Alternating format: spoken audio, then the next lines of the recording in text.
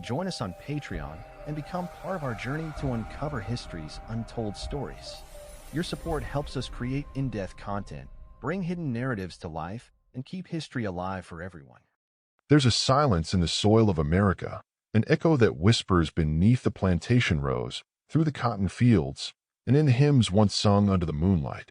It is a silence not of forgetfulness, but of forcible erasure, a story that was almost lost, yet remains etched in the spiritual memory of a people. Beneath centuries of bondage, systemic oppression, and cultural dismemberment lies an ancient identity, one that predates the transatlantic slave trade and reaches back to the banks of the Nile, the deserts of Sinai, and the hills of ancient Judea. That identity is Hebrew, not merely in belief, but in lineage. And for many African Americans, that truth has been buried beneath centuries of lies, miseducation, and historical distortion. But what was lost is now being reclaimed, and what was hidden is coming to light. The story of the African American Hebrews is not a tale of sudden religious conversion or modern invention. It is rooted in antiquity and in the tangled threads of African history that mainstream narratives have either ignored or deliberately obscured. Before the slave ships arrived on the coasts of West Africa, before the chattel slavery systems of the Americas unfolded their horrors, before black bodies were reduced to property, many of the ancestors of today's African Americans had long traditions, including Hebrew ones, embedded in their cultural and religious fabric. Evidence of Hebraic customs, dietary laws, Sabbath keeping, circumcision, and monotheistic worship existed among various West African tribes, notably among the Ashanti, Igbo, Yoruba, and Limba peoples. These were not arbitrary parallels, but deep-rooted cultural continuities that point to a common spiritual and genealogical heritage. The Igbo people of Nigeria, in particular, have long claimed descent from ancient Israelites. European missionaries and explorers in the 18th and 19th centuries took note of their rituals and observed similarities to Hebrew practices. In their book Narrative of a Voyage to the West Coast of Africa, published in 1846, British naval officers documented how certain Igbo tribes observed kosher dietary customs, wore fringes on their garments, and practiced laws of ritual purity. This Hebraic presence in Africa was not confined to oral tradition or religious resemblance. It was etched into social life, laws, and identity. The Jewish historian Joseph J. Williams, in his 1931 work Hebrewisms of West Africa, extensively cataloged these traditions, arguing that Judaism, or more accurately, Hebraic identity, was not brought to Africa but emerged organically among African communities with deep historical ties to the ancient Israelites. As the transatlantic slave trade devastated the African continent from the 16th through the 19th centuries, millions of Africans were ripped from their homelands and sold into slavery in the Americas. Among them were those with Hebrew roots, Igbo, Ashanti, and other tribes who carried with them not only physical strength and agricultural knowledge, but also fragments of a spiritual identity. On the auction blocks of Charleston, New Orleans, and Havana, this sacred lineage was not just ignored. It was crushed under the weight of forced conversion, Christian indoctrination, and cultural genocide. The slave codes and colonial laws prohibited the preservation of African languages, beliefs, and customs. Yet the embers of Hebraic memory survived, in secret prayers, in symbolic resistance, and in the yearning for Zion expressed in countless Negro spirituals. Songs like Go Down Moses, Swing Low, Sweet Chariot, and Wade in the Water were not simply metaphors. They were coded expressions of a lost heritage. African-American slaves identified with the Israelites of the Bible, not just spiritually, but existentially. They saw themselves as the chosen people, wandering through the wilderness of slavery, awaiting divine deliverance.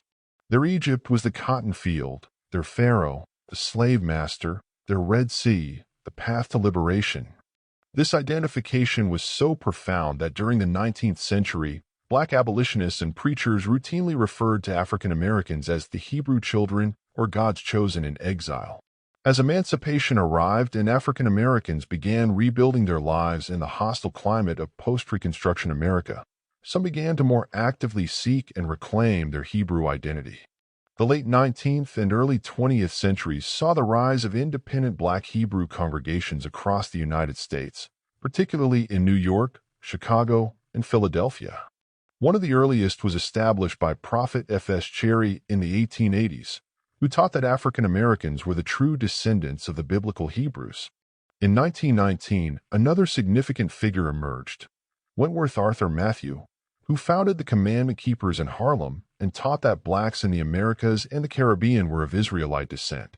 His teachings emphasized the Torah, Sabbath observance, and the reclaiming of a Hebrew identity lost through slavery. These early black Hebrew movements were often marginalized both by the mainstream Jewish community and by broader American society. They were viewed as fringe or pseudo-religious, and their claims of Hebrew lineage were dismissed without investigation.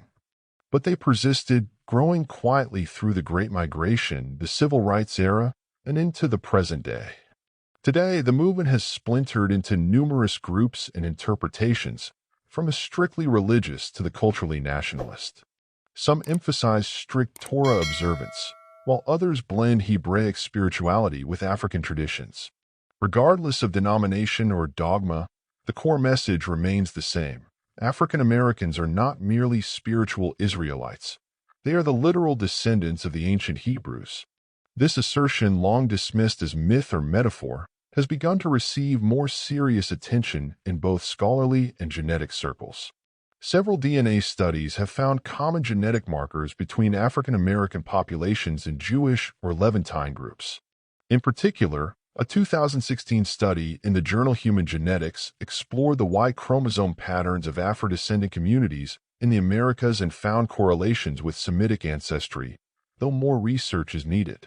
Beyond the realm of genetics, historians are reevaluating the migratory and trade patterns of ancient Israelites, suggesting that Hebrew tribes may have settled across North and West Africa long before the rise of European colonization.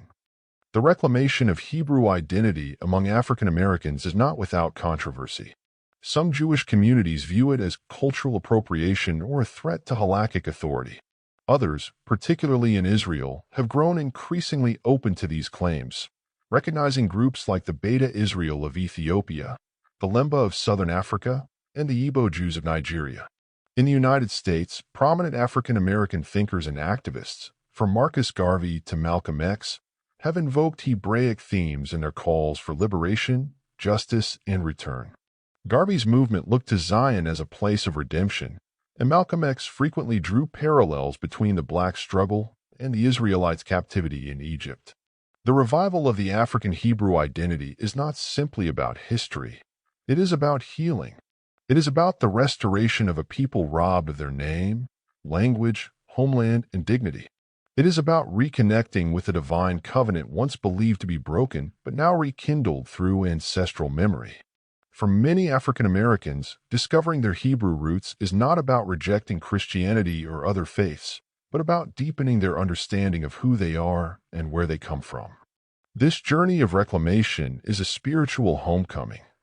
It is an assertion that Black history did not begin with slavery and will not end in struggle. It began in ancient lands, with prophets and kings, temples and exodus. It is a story written not only in the Bible, but also in the bloodlines of those who survived the Middle Passage and built a nation from chains. In reclaiming this identity, African American Hebrews are not inventing a past.